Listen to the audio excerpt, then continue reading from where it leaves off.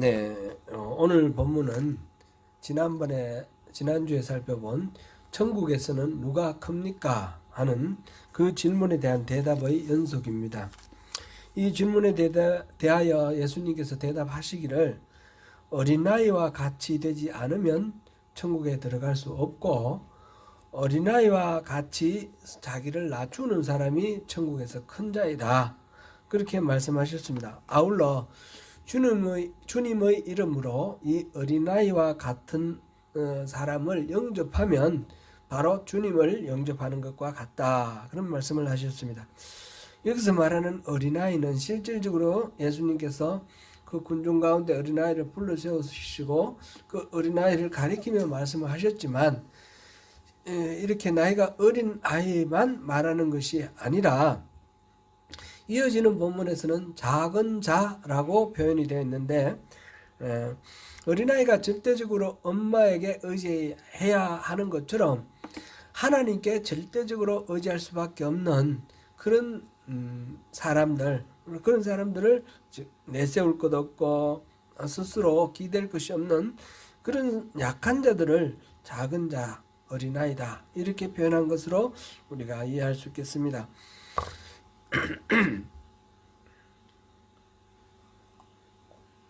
천국에 들어가는 사람은 자기 스스로 내세울 게 하나도 없고 오로지 하나님만 의지하는 사람이 천국에 들어갈 수 있다라는 거죠. 그것이 바로 믿음이라 그랬습니다. 믿음은 절대적인 의존, 신뢰 관계를 하나님과의 그런 관계를 갖는 사람이 갖는 것이 바로 믿음입니다. 그리고 그런 믿음에서 철저한 사람이 하나님 나라에서 큰 사람이 되는 것입니다. 그런 작은 자를 예수님의 이름으로 영접하는 사람은 바로 예수님을 영접한 것이나 마찬가지가 된다 하셨습니다. 그러므로 이 작은 자를 실족시키는 일은 절대로 해서는 안 되는 겁니다. 지난주에 본 본문에 보면 6절에 보면 이 작은 자를 실족해 하는 것보다는 차라리 연자 맷돌을 목에 걸고 바다에 빠뜨려지는 게 낫다. 그 아주 비극적인 죽음 아닙니까? 그런데 그것보다는 차라리 그러니까 작은 자를 실족시키는 것보다는 차라리 그렇게 죽는 게 낫다. 그만큼 작은 자를 실족시키는 것은 심각한 문제다. 그런 말씀이죠. 또 7절부터 9절까지 말씀은 만약 손과 발이 다른 사람을 실족하게 했으면 그걸 찍어버리라. 눈으로 실족하게 했으면 그 눈을 빼버리라. 차라리 불구자로 손발 없이 눈 없이 천국에 가는 게 낫지 사지 멀쩡하게 지옥 가는 게 뭐가 좋겠느냐 그런 이야기죠.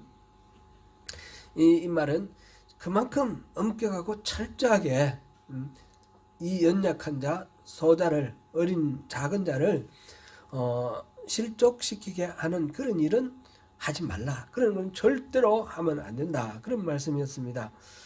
그런 말씀에 이어서 오늘 10절에 보니까 이 작은 자 중 어느 하나도 업신여기지 말라. 그렇게 말씀하셨습니다. 이런 맥락 속에서 이 작은 자에 대한 우리의 태도 그것을 계속해서 살펴보도록 하겠습니다. 오늘 본론에 들어가기 전에 기독교인의 상식 문제가 두 가지가 있습니다. 이건 좀 중요하기 때문에 약간 언급을 하고 넘어가겠습니다. 첫 번째는 수호천사입니다. 여러분이 생각할 때 우리 모두에게 각자에게 수호천사, 가디언 엔젤이 있습니까?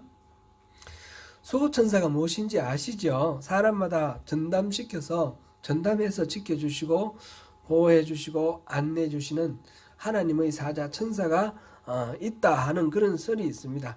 가톨릭에서는 수호천사를 믿는데 그 근거가 오늘 본문 10절입니다. 10절 같이 한번 읽어볼까요? 삼가 이 작은 자 중에 하나도 업신여기지 말라. 너희에게 말하노니 그들의 천사들이 하늘에 계신 내 아버지의 얼굴을 항상 배옵느니라. 그들의 천사들이 하나님 앞에서 하나님 얼굴 뵙는다. 너 잘못 말하면 그들의 천사가 하나님께 다 고해 바친다. 그런 느낌으로 이렇게 들립니다. 그죠?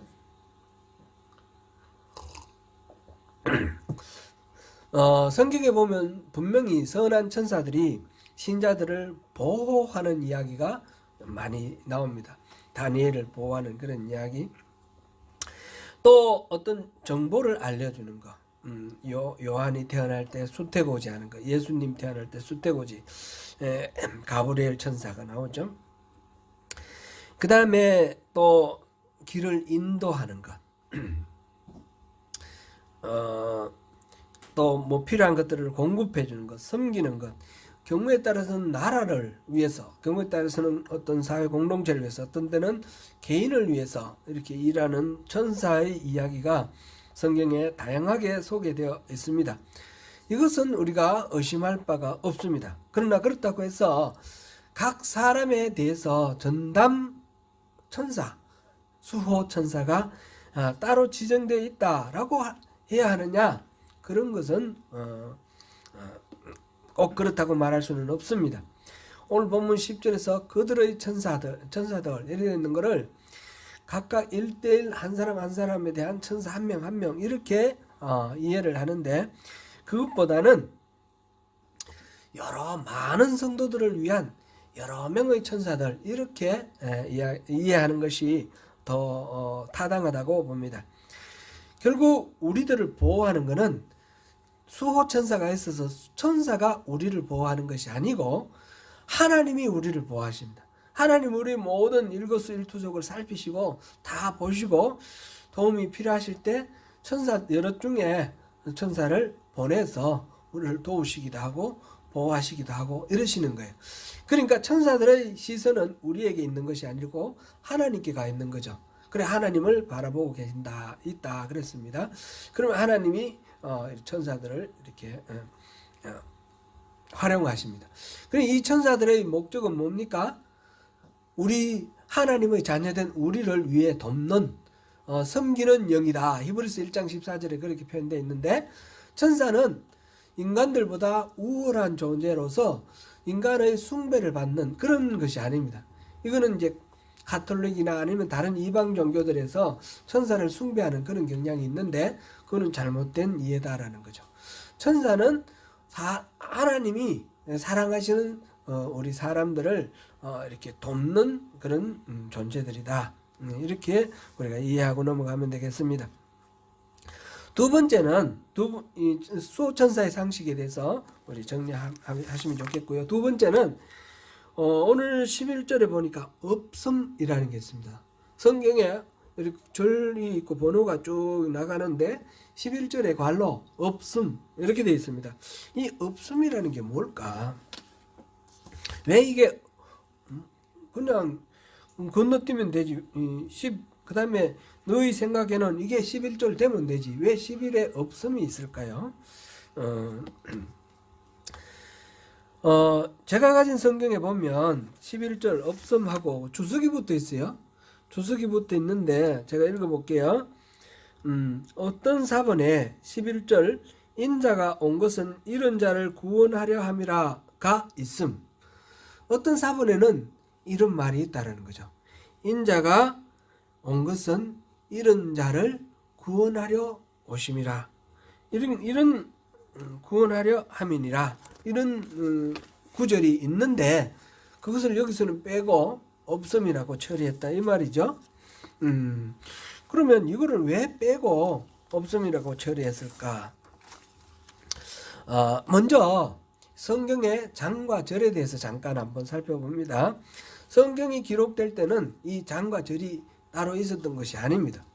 물론 성경의 어떤 흐름에 따라서 문단이 어느 정도 구별되어서 이렇게 기록되기도 합니다.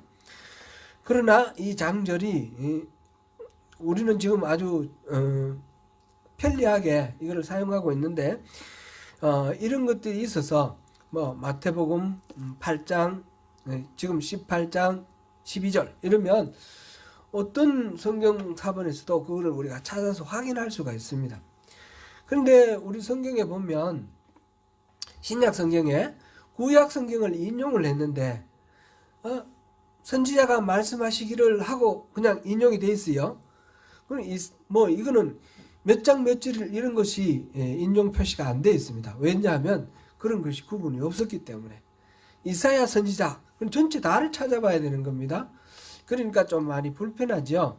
그래서 이 장절이 있다라는 것은 인용한 것을 확인하거나 서로 대조를 할 때 굉장히 편리한 그런 것입니다. 성경을 장으로 구분한 것은 AD 1200년대입니다. 1200년대에 영국의 교직자, 성직자 스티브 랭턴이라는 사람이 이것을 처음으로 장을 구분을 했습니다.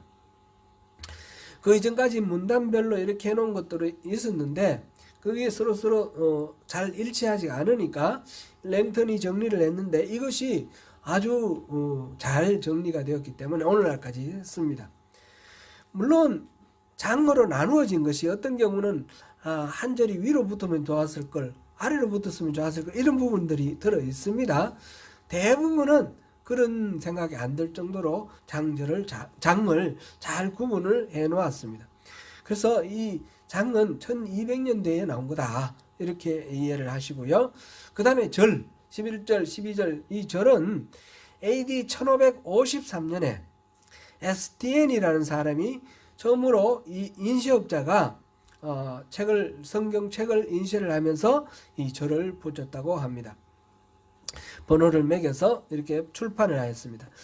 이렇게 성경의 장과 절 번호를 매기는 것이 매우 간단하면서 아주 유용한 그런 아이디어가 되었습니다. 마치 우리가 어디 찾아가려면 오클랜드 어디 있다가 아니라 오클랜드의 모레이베이 비치로드 549번지 이런 식으로 딱 찾아가면 그 집이 나오지 않습니까? 그처럼 성경에 이사야 몇 장 몇 절 딱 찾아가면 그 구절을 알 수 있도록 그렇게 번호를 붙였습니다. 그런데 이 장절은 나중에 붙여진 것이기 때문에 이거는 절대화하면 안 됩니다. 이거는 성경이 원래 이렇게 따로 기록된 것이 아니기 때문에 반드시 우리는 전후 맥락을 같이 읽어야 됩니다. 앞절도 읽어보고 뒷절도 읽어보고 그러면서 그 부분을 내용을 잘 파악해야 되겠고 장도 마찬가지로 앞장 뒷장 같이 읽어보는 것이 좋습니다. 그런 습관이 우리가 성경 읽기를 할 때 꼭 필요한 습관입니다. 그리고 성경 사본의 연구가 계속되면서 이제 똑같은 성경이 이제 사본이 이렇게 기록되어 있는 부분이 발견이 됐는데 어떤 사본에는 그 구절이 있고 어떤 사본에는 없는 거예요. 근데 이거 어떻게 해서 이렇게 달라졌을까 생각하는데 이 사본은 여러 가지 탄소 연대 측정도 하고 여러 가지 인용한 다른 문서들과도 이렇게 비교하고 했을 때에 이거는 시대가 오래됐고 이거는 시대가 나중에 됐다면 어느 것이 더 원형에 가깝겠습니까? 오래된 것이 원형에 가깝겠죠. 그래서 오래된 것에는 없는데 나중에 기록된 것에 이게 발견이 된다면 이거는 이 구절을 삽입했구나 이렇게 생각할 수가 있는 거예요. 그렇게 판단할 수가 있는 거예요. 지금 없음이라고 된 부분은 바로 그런 부분입니다. 고대 사본에는 없었는데 나중에 나온 사본에 이게 들어있어요. 그래서 이거는 일단 원래 원형에 맞지 않기 때문에 나중에 첨가를 했구나 해서 빼고 없음 이렇게 해놓고 난외 주석으로 이런 사본에 어떤 사본에는 이런 말이 있다라고 지금 우리가 본 것처럼 이렇게 기록을 해놓았습니다. 그런데 이제 우리 성경 사용하는 여러 가지 번역본 중에 이것을 없음이라고 처리하지 않고 있는 그대로 다 이 장절을 구분했던 1553년 STN이 구분했던 그 당시에 그게 맞게 그렇게 계속 번역해 놓은 그런 성경책이 있습니다. 우리 유튜브나 뭐 이런 걸 통해서 우리 조국 대한민국의 교회의 이야기들 또 성도들의 이야기들 이런 걸 이렇게 듣다 보면 성경 속에서 이런 것을 강하게 주장하는 그런 사람이 있어요. 제가 중학교 때 우리 동기들이 말하자면 단체 카톡방이 있는데 그 중에서 또 이렇게 크리스찬들이 중학교 동기들 크리스찬 모임이 카톡방이 또 따로 있어요. 이제 거기에서 어떤 한 친구가 멀리 저 칠레를 이민을 갔는데 거기에 이제 자기 동네에는 한국 사람도 잘 없고 이런 외진데였어요. 근데 어느 날 한국 분을 만났어요. 근데 만났는데 그분을 같이 공부하자 해가지고 성경 공부도 하고 하는데 이제 질문을 했어요. 제가 이제 목사기 때문에 그 목사님이라고 하시는 분이 말하는데 킹 제임스 본 외에는 다 가짜라고 그러는데 이거 어떻게 해야 되냐 믿어야 되냐 그러면서 말을 했어요. 이제 보니까 그렇게 주장하는 사람들이 많아요. 킹 제임스 본에는 이 없음이라는 게 없습니다. 지금 이 난뇌주에 들어있던 말이 그대로 본문에 들어가 있습니다. 이제 그러면서 없음 이거는 사람이 인위적으로 성경 구절을 빼낸 것이기 때문에 성경을 변개시키고 조작한 것이니까 개역 성경이라든지 이런 모든 것들은 다 가짜다라는 거예요. 근데 방금 제가 말씀드린 걸 따지면 어느 쪽이 더 원형에 가깝죠? 없음이 원형에 가까운 거예요. 근데 그런 거를 다 무시하고 킹 제임스 버전만 성경이고 나머지는 다 가짜다 이렇게 말하는 사람들이 의외로 굉장히 많이 있습니다. 그런데 뭐 이렇게 미혹되지 마시길 바랍니다. 오클랜드에서도 그렇게 주장하고 그렇게 또 가르치는 경우들이 또 있는 것 같습니다. 혹시 있을 수 있으니까 그런 거는 주의를 하시기 바랍니다. 개정개혁에서는 이렇게 없음을 해놓고 비워놓고 주석을 남겼는데 카톨릭하고 개신교하고 공동으로 번역한 공동번역 그 성경에 보니까 10절 있고 11절은 없어요. 그냥 12절로 바로 넘어가도록 그렇게 했습니다. 어쨌든 그것도 공동번역에서도 이거는 원형에 맞지 일치하지 않기 때문에 원형에 가깝게 그렇게 뺀 것이다. 이렇게 확인할 수 있겠습니다. 그런데 그렇다면 왜 이 말을 나중에 집어넣었을까요? 이 말을 집어넣은 우리 지금 난해주로 우리 읽어봤던 이 말을 집어넣은 이유가 있을 것 아니겠습니까? 나중에 사본이 그 말을 넣은 거는 그렇게 할 때 훨씬 더 자연스러운 거예요. 이 지금 오늘 이 본문은 똑같은 게 여기도 나오고 누가복음에도 나오는데 마태복음과 누가복음의 공통으로 이 자료로 사용한 것이 있는데 그게 Q복음이라 그럽니다.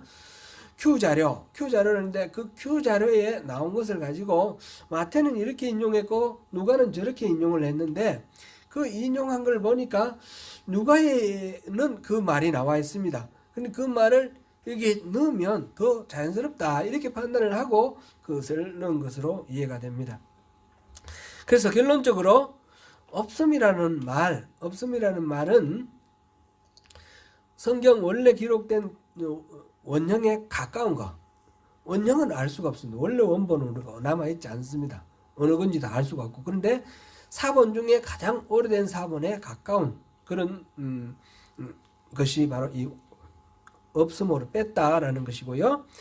그리고 이 추가로 된 이 부분, 난해주로 인용되어 있는 이 부분도 우리가 참고해서 읽으면 오늘 이 마태복음 18장 11절 외에도 그런 곳이 여러 군데 있잖아요. 그럴 때에 이 난해주에 있는 것을 같이 참고를 해서 읽으면 이해하는 데 도움이 됩니다. 좀 더 자연스러운 그런 경우도 있고요.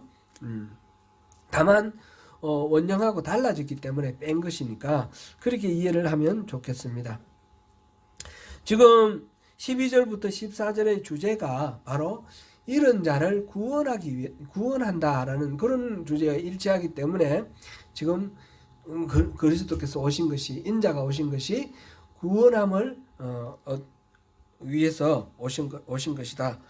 구원하려 함이니라. 이 말이 자연스럽게 읽혀지는 것입니다.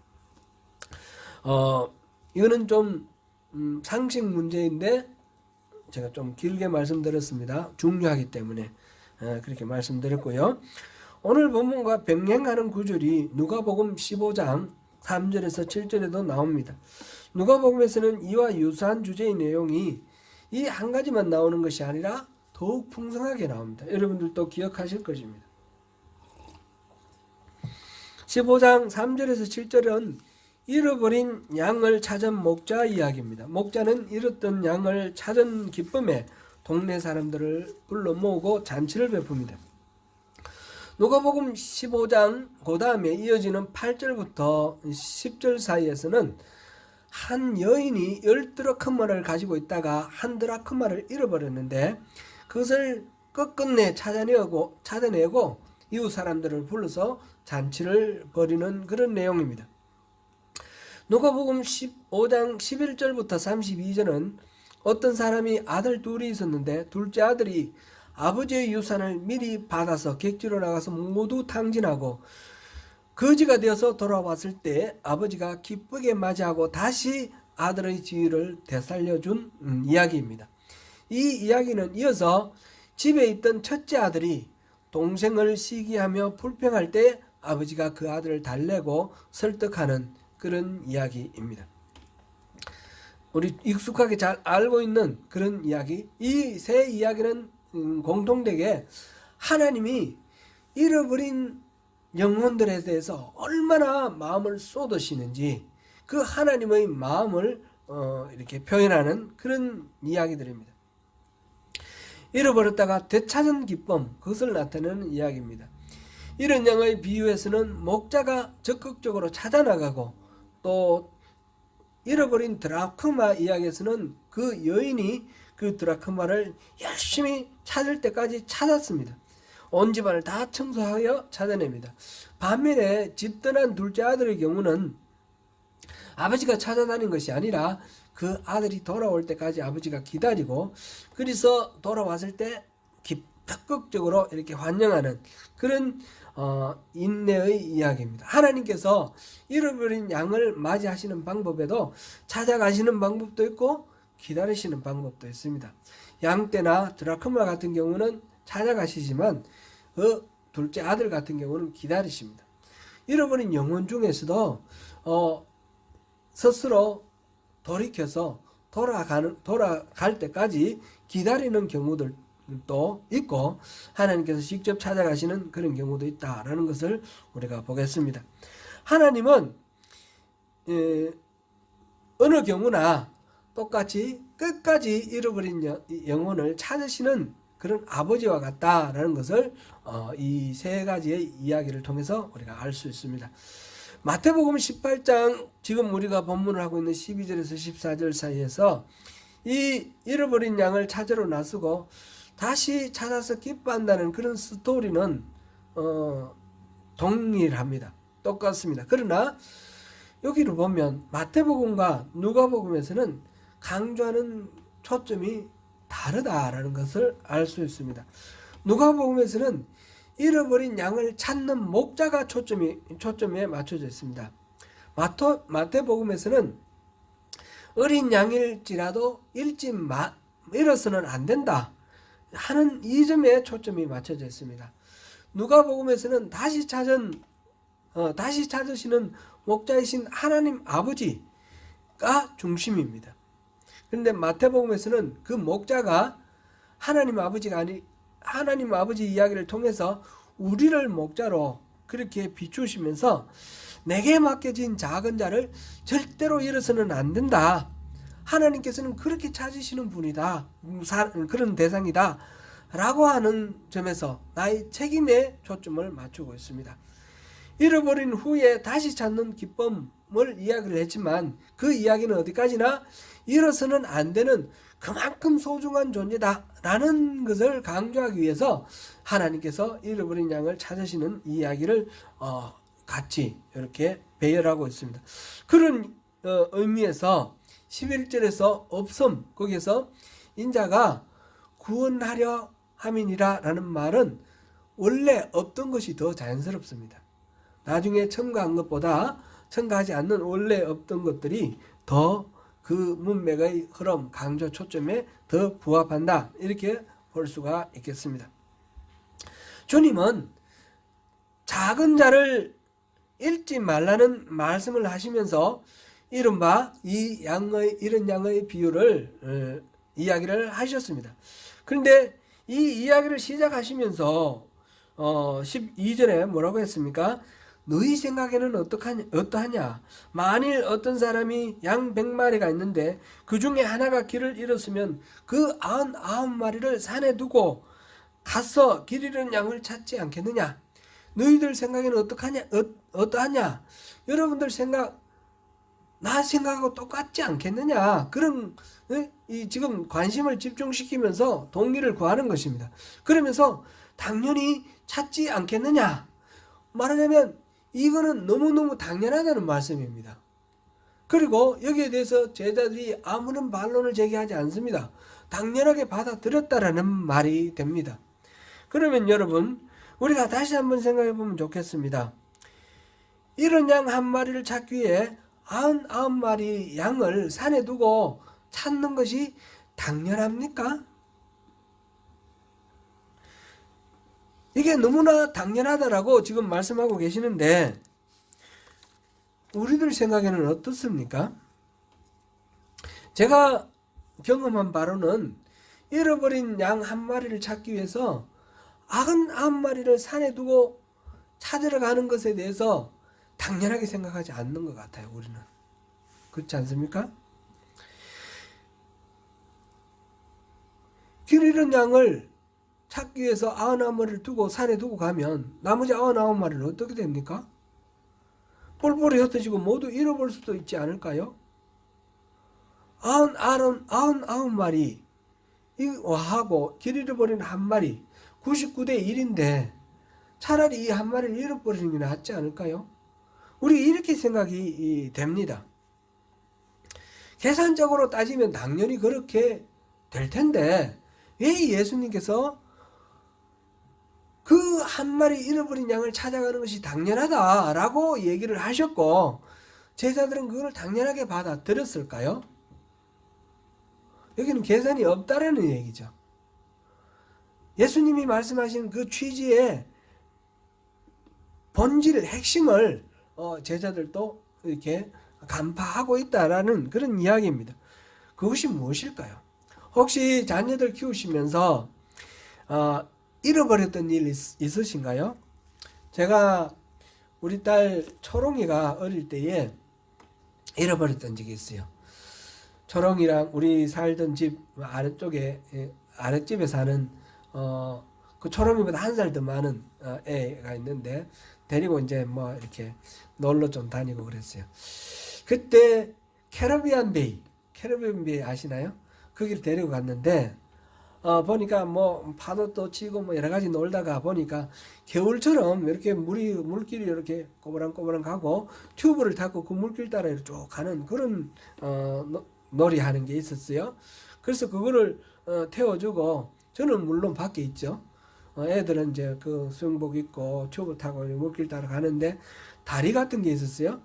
다리 같은 밑으로 이렇게 들어가서 이쪽으로 나오는데 이제 얘가 들어가니까 저는 여기서 기다렸죠. 근데 안 나오는 거예요, 얘가. 1분. 2분이 지나도 안 나오는 거예요. 이거 뭐 3초면 나와야 되는데. 큰일 났어요. 이거 5분이 되니까 막 제가 너무너무 걱정되는 거예요. 그래가지고 막 여기저기 막 뛰어다녔어요. 막 얘가 어떻게 됐나. 그런 사고가 났으면 뭔가 난리가 났을 텐데 애들은 막 깔깔거리며 웃으면서 다른 애들은 막 지나가거든요. 그러니까 큰일 났어요. 여기 지금 물어보고 안전요원 물어보고 근데 우리 애를 못 찾겠는 거예요. 한참 막 여기저기 허덕거리고 찾아다니다가 나중에 안 돼서 미아보호센터를 갔더니 거기서 울고 앉았어요. 아빠가 저기서 보이는데 아빠 있는 걸 보고 이렇게 그 놀이를 했는데 갑자기 아빠가 안 보이니까 놀라가지고 막 울면서 지대로 막 여기저기 돌아다닌 거예요. 그래가지고 아주 많이 놀랬습니다. 10년 감수. 10년 감수라는 말이 맞죠. 애 잃어버리면 안 보여요. 안 보여요. 그냥 다른 거 안 보이고 우리 애가 어디 갔는지 눈이 뒤집혀지는 거죠. 제가 크라이처치 있을 때에 우리 찬샘이 친구들 데리고 그때 초등학생 때 초등학교 6학년 이 정도 됐을 때 애들 데리고 교회 차에 애들 한 7, 8명 이렇게 된 것 같아요. 태워가지고 그게 뉴 브라이튼이라는 그 비치가 있는데 그 비치에 가서 애들을 이제 여름에 수영을 시켰어요. 저는 뭐 안 들어가고 밖에서 이제 이렇게 구경하고 있는 거죠. 근데 어떤 애 하나가 다른 애들은 이렇게 잘 놀고 있는데 하나가 수 안으로 들어가는 거예요. 물 안으로. 그래 막 나오라고 소리 지르고 막 손짓 발짓 하는데 계속 들어가는 거예요. 큰일 났어요. 이제. 제가 정신이 하나도 없어지는 거예요. 그러니까 구두를 벗고 막 이렇게 들어가려고 그러는데 안전요원이 데리고 나왔어요. 그 이안류라는 거 있죠. 이안류. 그 영어로 보니까 립 커런트라고 그러더라고요. 립 커런트. 이 물결 바닷가에 있는 물 중에 어느 한쪽이 이렇게 쭉 꼴짜기처럼 생겨가지고 쏙 물이 빨려 나가는 거예요. 거기에 휩쓸려서 물론 튜브를 탔지만 튜브를 타고 쏙 끌려 나가는 거예요. 아이고 그럴 때는 다른 애들 안 보여요. 걔만 보여요. 지금 100마리 양 가운데 한 마리 양이 길을 잃었어요. 목자는 100마리 그 많은 양들 중에 이 친숙하니까 평소 맨날 같이 생활하니까 한 마리가 없어지면 금방 알았어요. 이게 어디 갔지? 그러니까 정신없어지 이 한 마리 양 이게 꼴짝에 떨어져 죽었을 수도 있고 어디 뭐 걸려서 짐승한테 잡혔을 수도 있고 이 눈에 보이지 않는 한 마리 양을 한 마리 양이 없다라는 사실을 발견했을 때 다 내려놓고 그 한 마리 양을 찾기 위해서 목자가 찾아 나서는 그런 상황입니다. 이 상황에 대해서 예수님도 그렇게 비유를 하셨고 제자들도 그걸 공감을 합니다. 그만큼 거기에 집중이 되어 있다라는 것입니다. 하나님의 마음이 그렇습니다. 이와 같이 14절에 이와 같이 작은 자 중에 하나도 잃는 것은 하늘에 계신 너희 아버지의 뜻이 아니니라. 하나라도 잃어버리는 거는 나 한 마리 있으니까 뭐 할 수 없지만 이런 거는 안 되는 거예요. 하나님 뜻이 아닌 거예요. 그 한 마리를 잃어버리는 한 마리 양을 찾아와야 되는 것이 하나님의 뜻이라는 것이죠. 여기서 작은 자는 바로 소외된 자, 약자, 영향력이 미미한 자, 사람들이 주목을 받지 못하는 사람을 여기 소외받는 작은 자라고 표현을 했는데 우리 인간들은 어떤 우열을 가지고 계산을 따지고 가치가 있느냐 경중을 따지지만 하나님의 입장에서는 모든 영혼이 천하와 바꿀 수 없을 정도로 귀중한 존재들입니다. 그래서 그 하나를 위해서 하나님이 모든 마음을 쏟으시는 것입니다.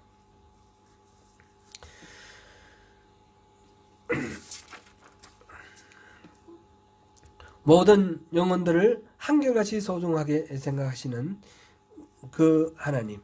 내 아이만 눈에 들어오고 내 아이가 위험에 빠지면 다른 아무것도 생각나지 않는 어미의 마음처럼 하나님은 우리 한 사람 한 사람에 대해서 모든 관심이 쏠려 있습니다. 실제로 하나님께서는 이 지구상에 지금 70몇 억인가요? 79, 80억 되나요? 모든 한 영혼 한 영혼을 그렇게 바라보고 계시는 겁니다. 하나님은 못 보시는 경우가 없죠. 그러니까 99마리를 안 보시고 한 영혼 찾아서 99마리는 아무렇게 돼도 상관없다 그런 말씀은 아니에요. 여기는 안전하게 있고 잃어버린 양에 초점을 맞추는 것이죠. 혹시 우리 가운데 작은 자가 길을 잃었는데 우리가 무심히 지나친 적은 없습니까? 앞서 6절에서 이 작은 자를 실족하게 하지 말라라고 했습니다. 그것보다는 차라리 연잔 맷돌을 메고 바다에 빠뜨려지는 게 낫다. 그만큼 끔찍하고 절대로 해서는 안 되는 일이다.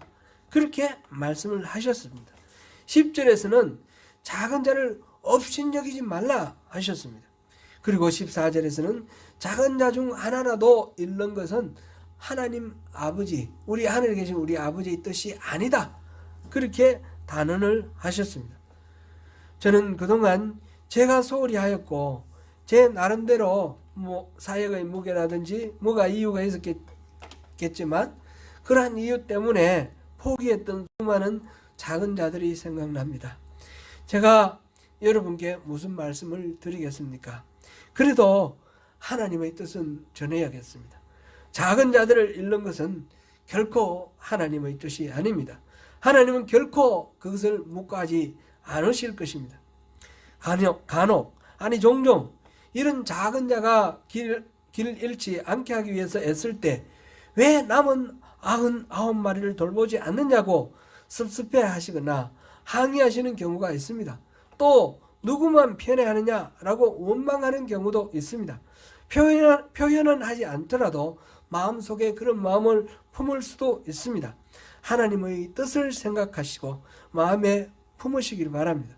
그리고 내게 바로 그러한 목자와 같이 어느 한 사람도 어느 한 작은 자도 그렇게 잃어버리지 않기를 요구하십니다.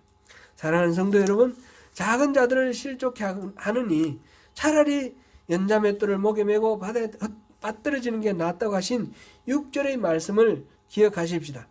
나의 손발이나 나의 눈이 작은 자들을 실족해 한다면 그것을 잘라버리거나 빼어버리고 차라리 불구의 몸으로 천국에 가는 것이 낫다고 하신 8절, 9절의 말씀을 기억하십시다.